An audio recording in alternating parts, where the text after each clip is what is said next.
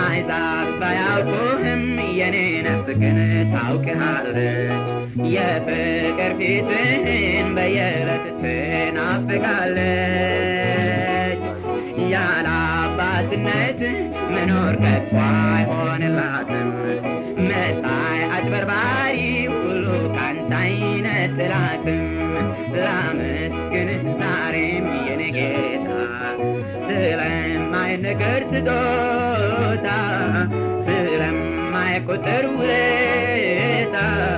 በእውነት አንተ ታማኝ ነህ፣ ዘላለም ይወደስህ በታላቅ ስምህ።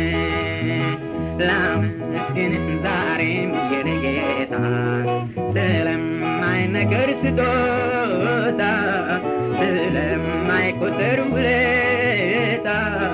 በእውነት አንተ